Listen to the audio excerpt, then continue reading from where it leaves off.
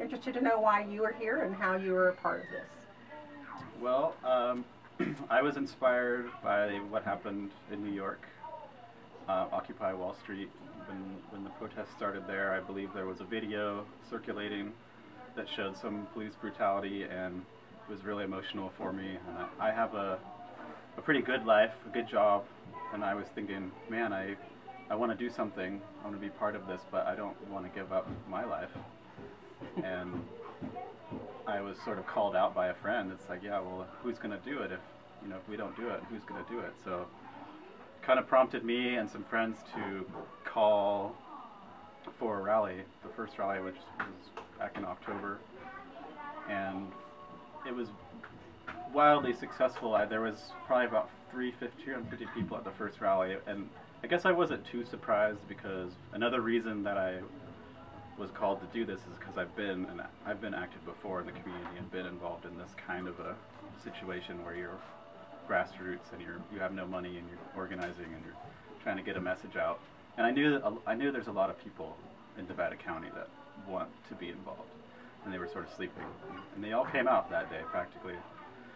And it was just really energizing. It felt like my analogy, or my statement was always, it's very easy to be disheartened by the machine, the corporate power, and the government, and all the things that are going on, these sort of legacy power structures that we live in. And it seems very daunting, but actually when you see the amount of people that are united, the 99% as we call ourselves, that we all have this common vision to have a better life for ourselves, we outnumber them by 99 to 1. And we're actually quite powerful, and to see people, when people come together and are in big numbers, you feel like you can do anything. So I have a lot of hope that we can have the type of life that we want. That's why I got involved. And today is an expression of that, eh? Well, today is focusing on a particular arm of the movement, which is to abolish corporate personhood. At the beginning, and we continue to have sort of a dilemma. The public is always asking, what are you doing? What's your purpose? What's your goals? What are you doing? It's always, what are you doing? What are you doing? What are you doing? And well, what we're doing is we're learning how to work as a community and how to be part of democracy. And out of that, these solutions are coming. Like, this came out of that, in other words. I mean, there's all this talk at the beginning. Should we be working on corporate influence of elections? Should we be working on the feds? Should we be working on all these different issues? And abolish corporate personhood is sort of percolated to the top, or up to the top. And this event, we're so happy that the community has such interest, that we have a really good turnout today, and I think that this is going to be one of the items that we focus on. And this is all about educating ourselves, so we even know how to approach it and how to talk to people about it. To understand how this mess was created. Right. Is there a general meeting for the movement, basically? Well, at any regular time? time? Are you aligned with MoveOn.org? No. I am not necessarily aligned with them. I am in contact with them, and it's interesting. The coalition thing is another big question mark, because there is a lot of people that have been working on these issues way before Occupy Wall Street started, and they're kind of like, oh, good, finally some people. But there's this interesting co-option issue of like having people join other people's causes or whatever. So we're trying to bring the message of we are all working together, and let's just all be independent. Every person even. Let's organize together. Right. But let's help each other out. I mean, if you're going to hold an event, we'll promote your event, you promote our event, and together we can get all these issues out there. Our group meets on Sundays at 4 p.m. at the Briar Patch. And we follow what's called the General Assembly sort of format that was started in New York City at Zuccotti Park, and it's not anything new, but it's refreshed now. It's the consensus process. It's decision making by 100% agreement, or at least 0% veto by anyone in the group. Everyone has veto power, and so that way we're learning this new way of decision making where you might be really attached to this idea that you have, but you put it out in the group, and if you let go of that and let the group sort of hash it out, it comes out stronger. It always comes out stronger.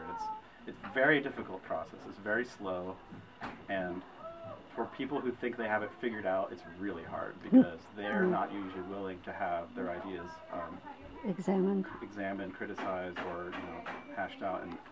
But every time the group does this process, the idea that comes out of it is always much bigger and much more powerful than it started.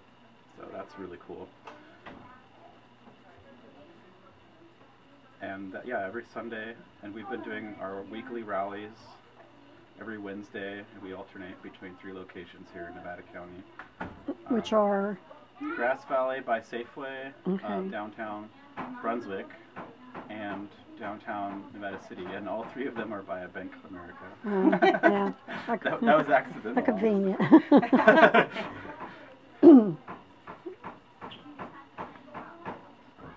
And we're working on this just reminded me of that because you're filming. We're working on an Occupy TV show through NCTV, Really? which is pretty exciting. What is NCTV? NCTV is Nevada County's local community access television, Channel 11 on cable here, and we basically have a membership now there, which means we can use their studio and their film equipment to produce a show, and we're hoping that in the next month or 2 we will have, probably to start with, a weekly half-hour show that just highlights what's going on within the Occupy movement and what Occupy Nevada County is doing. Kind of a general discussion type of? I think it's, the format's up in the air, but I would think to start with it's going to be kind of like a news show. Okay. So stories. But that doesn't, preclude any, like maybe something like this where we sit around and hash out an issue, which could be really useful for people to see our process, right? To see the way that we do the consensus. So guys, that's good. And actually see what what different ideas are being discussed. And right. I know some of the things that I've read is like, okay, what do they want? They know what they don't want, but nobody knows what they want. I mean, that's not me talking. That's that's just a summary of yeah. objections. It's present everywhere. I hear that more than I hear anything else. When I hear people that aren't part of the movement are really supporting, that's the criticism I hear, which is totally valid. And I understand that. But this is some personal philosophy about it. But personally, I believe that the power in the movement, a lot of the power in this movement is the fact that it doesn't have a clear direction, because it allows it to be more distributed.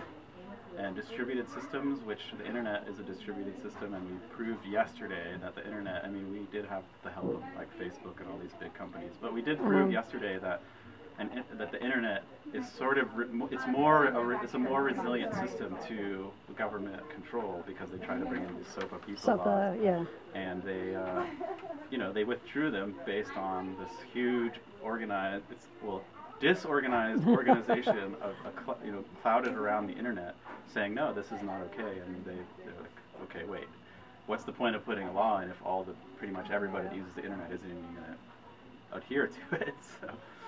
But these distributed systems like that, which include lots of different people with lots of different voices saying, well, this is what I'm interested in working on, this is what I'm interested in working on. So without that clear direction, yes, we lose a lot of the power of getting this one thing done, but we also gain the ability of the movement to continue growing, and for it to be more difficult for any one piece of it to just be taken out and break down the whole system, break down the energy that's been put into it. Yeah, it's a distributed system in an internet era. Yeah, right. And the internet is absolutely one of the reasons it's successful. The social media stuff makes it so easy to go viral with this issue. Occupy Wall Street went viral. That's what happened. That's why it's successful.